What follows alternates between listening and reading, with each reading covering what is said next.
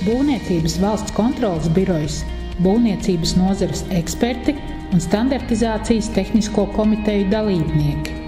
Diskusijā par standartizācijas attīstību būvniecības sektorā un jaunu būvnormatīvu izstrādes nepieciešamību.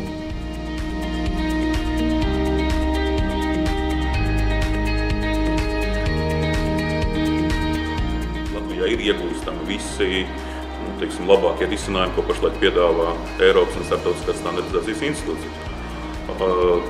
Jautājums par to, cik aktīvi Latvijas uzņēmēji aizstāv savas intereses un piedalās šo te kopīgo risinājumu izstrādē, ir tas, kur gribētos redzēt lielāku aktivitāti un lielāku ieguldījumu.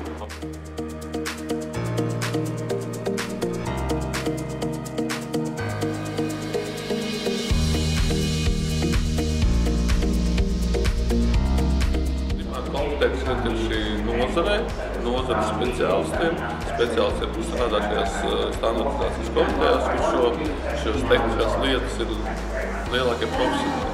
Mēs varam darīt savu darbu no politikas plānošanas, no dokumentu sakārtošanas, kas sakārtot šo sistēmu, bet šīs tehniskās lietas noteikti būs viena nozares rokās.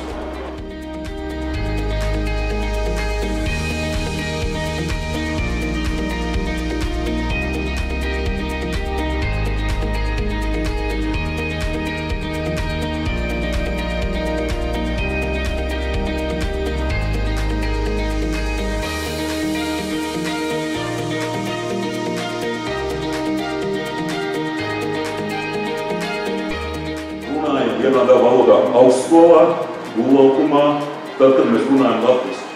Tad svarīgi būtu iztulkot šos terminoloģijas standartus, vispārējos standartus.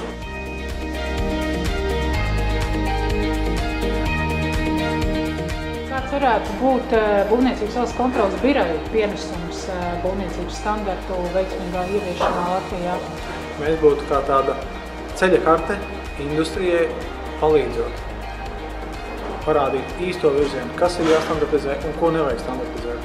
Un cik patiesībā standarti tieši var palīdzēt konkurētspējas izaugsmē.